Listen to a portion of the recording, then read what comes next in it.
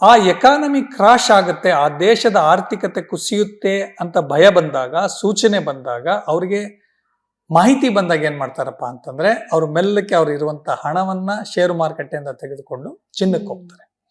ಚಿನ್ನಕ್ಕೆ ಯಾಕೆ ಹೋಗ್ಬೇಕು ಅಂತಂದ್ರೆ ಬೇರೆ ಇನ್ಯಾವುದೂ ಲೋಹ ಅಥವಾ ಬೇರೆ ಯಾವುದೇ ಆಪ್ಷನ್ ಇಲ್ಲ ಅವ್ರಿಗೆ.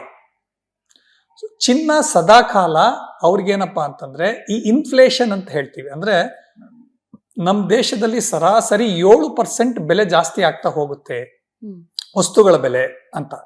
ಉದಾಹರಣೆಗೆ ನೀವು ಒಂದು 10 ವರ್ಷದ ಹಿಂದೆ 100 ರೂಪಾಯಿ ಕೊಟ್ಟು ಒಂದು ವಸ್ತು ತೆಗೆದುಕೊಂಡಿದ್ದೀನಿ ಅಂತಂದ್ರೆ ಇವತ್ತು ಅದ್ರ ಬೆಲೆ ಅಂದಾಜು 170 ರೂಪಾಯಿ ಇರುತ್ತೆ. ಅಂದ್ರೆ ಪ್ರತಿ ವರ್ಷ 7% ಜಾಸ್ತಿ ಆಗಿರುತ್ತೆ ಅಂತ. ಸೊ ನಾನು ಈ ಹೂಡಿಕೆನ ಎತ್ತಿಟ್ಟಾಗ ಅದು 1 ವರ್ಷ ಆಗುತ್ತೋ 2 ವರ್ಷ ಆಗುತ್ತೋ ಗೊತ್ತಿಲ್ಲ, 4 ವರ್ಷ ಆಗುತ್ತೋ, ನಾನು ಮತ್ತೆ ವಾಪಸ್ ಅದನ್ನ ಹಣಕ್ಕೆ ಬದಲಾವಣೆ ಮಾಡಿದಾಗ ಪರ್ಚೇಸಿಂಗ್ ಪವರ್ ಅದರಿಂದ ನಾನು ಕೊಟ್ಟು ತೆಗೆದುಕೊಳ್ಬೇಕಂದ್ರೆ ಆ ಇನ್ಫ್ಲೇಷನ್ ನ ಮ್ಯಾಚ್ ಮಾಡ್ಬೇಕು. ಚಿನ್ನ ಯಾವತ್ತು ನಿಮ್ಗೆ ಅದು ಮೋಸ ಮಾಡಲ್ಲ. ಅಂದ್ರೆ ನಾನು 100 ರೂಪಾಯಿ ಕೊಟ್ಟು 10 ವರ್ಷದಿಂದ ತೆಗೆದುಕೊಂಡಿದ್ರೆ ಅದ್ರ ಬೆಲೆ ಇವತ್ತು 170 ರೂಪಾಯಿ ಆಗ್ಬಿಟ್ಟಿರುತ್ತೆ. ಒಂದು ಎಕ್ಸಾಂಪಲ್ ಕೊಡ್ತಾ ಇರೋದು ನಾನು ನಿಮ್ಗೆ ಅರ್ಥ ಆಗೋದಕ್ಕೆ. ಸೊ ಹಾಗಾಗಿ ಏನ್ ಮಾಡ್ತಾರಪ್ಪ ಅಂತಂದ್ರೆ ಈ ಹೂಡಿಕೆದಾರರು ಚಿನ್ನದ ಹಿಂದೆ ಬೀಳ್ತಾರೆ. ಷೇರು ಮಾರುಕಟ್ಟೆಯಿಂದ ಚಿನ್ನದ ಮೇಲೆ ಬರ್ತಾರೆ.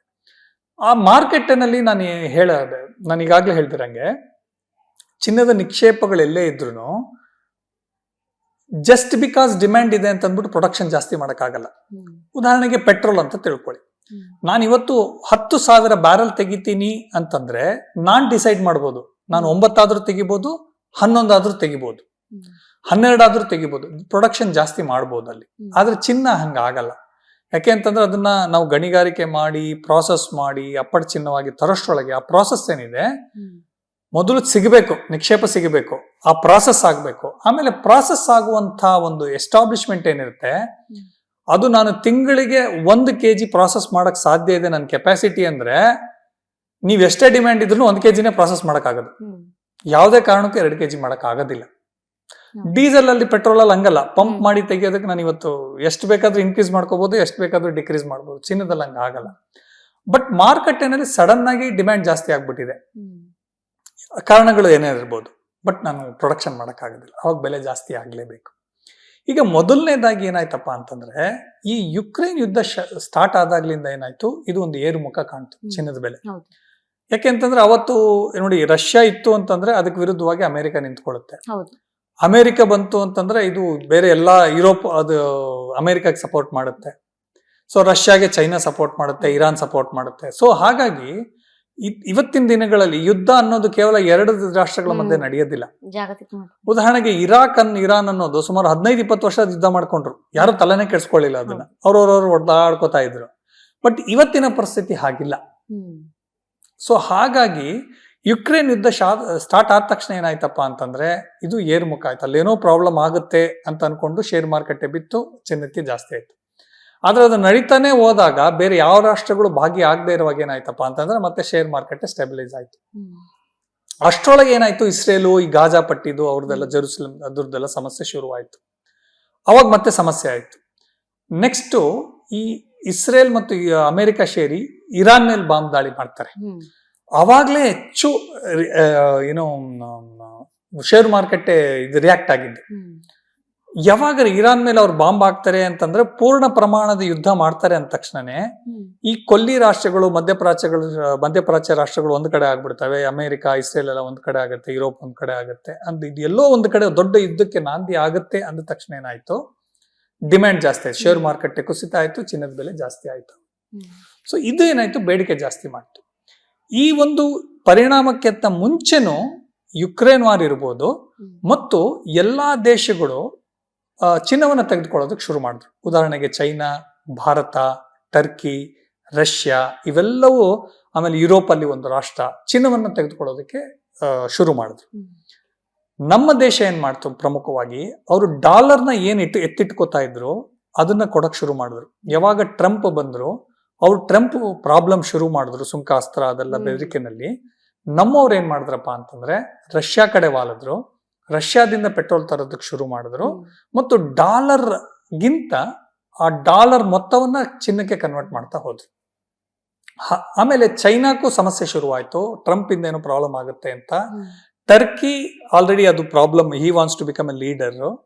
ಇವೆಲ್ಲ ದೇಶಗಳೇನ್ ಮಾಡ್ತಾ ಇದ್ರು ಅಂದ್ರೆ ಅವ್ರ ಹತ್ರ ಇರುವಂತ ಹಣನ ಚಿನ್ನಕ್ಕೆ ಕನ್ವರ್ಟ್ ಮಾಡ್ತಾ ಹೋದ್ರು. ಯುದ್ಧ ಆದ್ರೆ ನಮಗೆ ಸಮಸ್ಯೆ ಆಗುತ್ತೆ ಅಂತಂದ್ಬಿಟ್ಟು.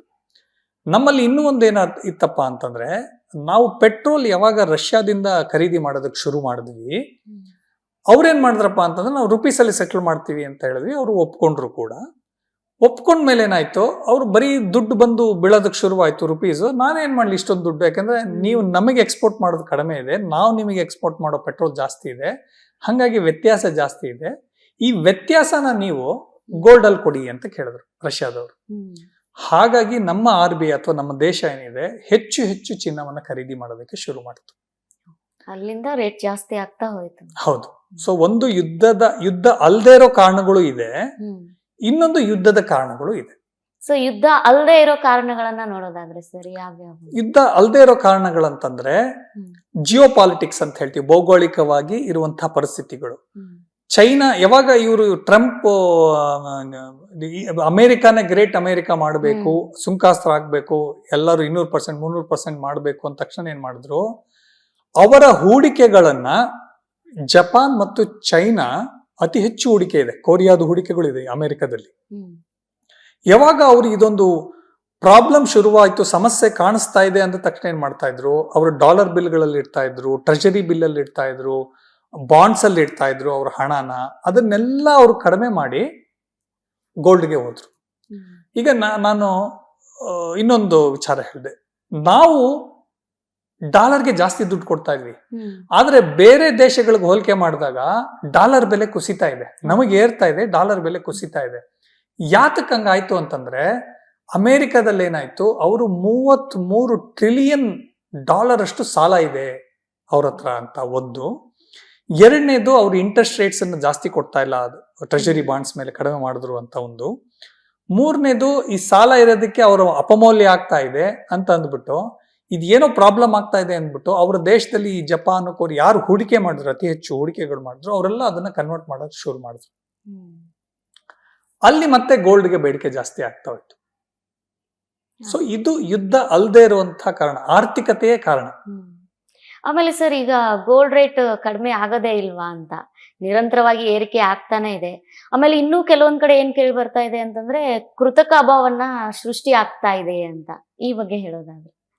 ನೋಡಿ, ಗೋಲ್ಡ್ ರೇಟ್ ಅನ್ನೋದು ಕಡಿಮೆ ಆಗಲ್ಲ, ಆಗುತ್ತೆ. ಎಷ್ಟಾಗುತ್ತೆ? ಕರೆಕ್ಷನ್ ಅಂತ ಹೇಳ್ತೀವಿ. ಅಂದ್ರೆ ಈಗ 13,200 ರೂಪಾಯಿಗೆ ಹೋಗಿತ್ತು, ಈಗ 12,200 ರೂಪಾಯಿಗೆ ಬಂದಿದೆ. ಆ ತರ 12,200, 300 ಆ ತರದ್ದೆಲ್ಲ ಆಗುತ್ತೆ. GST ಬಿಟ್ಟು, ಮತ್ತೆ GST ಸೇರಿಸಿದ್ರೆ 3% ಜಾಸ್ತಿ ಆಗ್ತಾ ಹೋಗುತ್ತೆ. ಇದನ್ನ ಕರೆಕ್ಷನ್ ಅಂತ ಹೇಳ್ತೀವಿ. ಅಂದ್ರೆ ಅತಿ ಕಡಿಮೆ ದಿನದಲ್ಲಿ ಬಹಳ ಜಾಸ್ತಿ ರೇಟ್ಗಳು ಒಟ್ಟೋಯ್ತು, ಅಂದ್ರೆ ಅದು ಆರ್ಟಿಫಿಷಿಯಲ್ ಆಗಿ ಗ್ರೋತ್ ಅಂತ ಹೇಳ್ತೀವಿ, ಬೆಲೆ ಏರಿಕೆ ಕಾಣ್ತು. ಈಗ ಬೇಡಿಕೆ ಕಡಿಮೆ ಆಯ್ತು ಅಂತಂದಾಗ ಕುಸಿಯೋದನ್ನ ಕರೆಕ್ಷನ್ ಅಂತ ಹೇಳ್ತೀವಿ.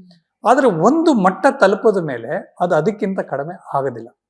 ಈಗ ನನ್ನನ್ನು ಕೇಳಿದ್ರೆ, ಸರ್ ಈಗ ಸುಮಾರು 12,500 ಇದೆ ಅಂತ ಹೇಳ್ತೀರಾ, ಇದು 10,000 ರೂಪಾಯಿಗೆ ಬರ್ಬೋದಾ, 8,000 ರೂಪಾಯಿಗೆ ಬರ್ಬೋದಾ ಅಂತಂದ್ರೆ ಬರೋದಕ್ಕೆ ಸಾಧ್ಯ ಇಲ್ಲ. ಯಾಕೆ ಅಂತಂದ್ರೆ ಮತ್ತೆ ಕಾರಣಗಳು ಸೇಮ್, ಈ ಮುಂಚೆ ಹೇಳ್ದಾಗೆ ಉತ್ಪಾದನೆ, ಬೇಡಿಕೆ, ಭೌಗೋಳಿಕ ಸಮಸ್ಯೆಗಳು ಮತ್ತು ಎಲ್ಲಾ ದೇಶಗಳು ಇರುವಂತಹ ಹಿನ್ನೆಲೆಯಲ್ಲಿ ಅತಿ ಹೆಚ್ಚು ಚಿನ್ನವನ್ನ ಶೇಖರಣೆ ಮಾಡ್ಕೊಳ್ತಾ ಇರೋದು. ಸೊ ನನ್ನ ಎಕಾನಮಿ ಸ್ಟ್ರಾಂಗ್ ಇದ್ದಾಗ ನಾನು ಏನ್ ಮಾಡ್ತೀನಿ, ನನ್ನ ಹತ್ರ ದುಡ್ಡಿದೆ ಅಂತಂದ್ರೆ ನಾನು ಒಂದು ಅಮೆರಿಕ ಜೊತೆ ವ್ಯಾಪಾರಗಳನ್ನ, ಅವ್ರದ್ದೇನ್ ಡಾಲರ್ ಇದೆ ಅದನ್ನ ಎತ್ತಿಟ್ಕೊಳ್ಳೋ ಬದಲು ನಾನೀಗ ಅದನ್ನ ಕೊಟ್ಬಿಟ್ಟು ಚಿನ್ನ ತೆಗೆದುಕೊಳ್ತಾ ಇದ್ದೀನಿ. ಸೊ ಅಮೆರಿಕಾದ ಜೊತೆನಲ್ಲಿ ಇವತ್ತು ಹಲವಾರು ರಾಷ್ಟ್ರಗಳು ಸ್ಟ್ರಾಂಗ್ ಆಗ್ತಾ ಇದೆ, ನಮ್ಮ ಭಾರತ ಕೂಡ ಸ್ಟ್ರಾಂಗ್ ಆಗ್ತಾ ಇದೆ ಎಕಾನಮಿನಲ್ಲಿ. ಹಾಗಾಗಿ ನಮ್ಮ ಬಳಿ ಏನಪ್ಪಾ ಅಂತಂದ್ರೆ ಬೇಡಿಕೆ ಜಾಸ್ತಿ ಆಗ್ತಾ ಇದೆ. ಇನ್ನೊಂದು, ಜನಗಳಲ್ಲಿ ಕೂಡ ಹಣದ ಲಭ್ಯತೆ ಜಾಸ್ತಿ ಆಗ್ತಾ ಇದೆ. ಈಗ ಉದಾಹರಣೆಗೆ ಅಮೆರಿಕಾದಲ್ಲಿರುವಂತಹ ಜನಗಳಿರ್ಬೋದು, ಯುರೋಪ್ ಅಲ್ಲಿ ಇರುವಂತಹ ಇರ್ಬೋದು, ಬಹಳ ವಿದೇಶಗಳಿಗೆ ಎಸ್ಪೆಷಲಿ ಸಾಫ್ಟ್ವೇರ್ ಅಲ್ಲಿ ನಮ್ಮ ಜನಗಳು ಬಹಳ ಮುಂದೆ ಇದ್ದಾರೆ. ಅವರೆಲ್ಲ ಹೋಗಿ ಏನಪ್ಪಾ ಅಂತಂದ್ರೆ ಅವ್ರ ಹಣನ ನಮ್ಮ ದೇಶಕ್ಕೆ ಕಳಿಸ್ತಾ ಇದ್ದಾರೆ. ಅದಕ್ಕೆ ಇಲ್ಲಿ ರಿಯಲ್ ಎಸ್ಟೇಟು ಮತ್ತು ಗೋಲ್ಡ್ ರೇಟ್ ಜಾಸ್ತಿ ಆಗ್ತಾ ಇರೋದು. ಯಾಕಂದ್ರೆ ಹಣ ಬಂತಂದಾಗ ನಾನು ಹಣದ ರೂಪದಲ್ಲಿ ಇಟ್ಕೊಳಕ್ ಆಗೋದಿಲ್ಲ, ಅದನ್ನ ಬೇರೆ ಯಾವುದೋ ಒಂದು ರೀತಿನಲ್ಲಿ ಅದನ್ನ ಖರ್ಚು ಮಾಡ್ಬೇಕಾಗತ್ತೆ. ಸೊ ನಾನು ಅದನ್ನ ಕೊಟ್ಟು ಚಿನ್ನ ತೆಗೆದುಕೊಳ್ತಾ ಇದ್ದೀನಿ, ಭೂಮಿ ತೆಗೆದುಕೊಳ್ತಾ ಇದ್ದೀನಿ. So that is called inflation ಅಂತ. ಯಾವಾಗ ಹಣದ ಹರಿವು ಜಾಸ್ತಿ ಆಗುತ್ತೆ, ಅದರ ಟರ್ನ್ ಓವರ್ ಜಾಸ್ತಿ ಆಗ್ತಾ ಹೋಗುತ್ತೆ, ಅವಾಗ ಬೇಡಿಕೆ ಜಾಸ್ತಿ ಆಗುತ್ತೆ, ಬೆಲೆಗಳು ಜಾಸ್ತಿ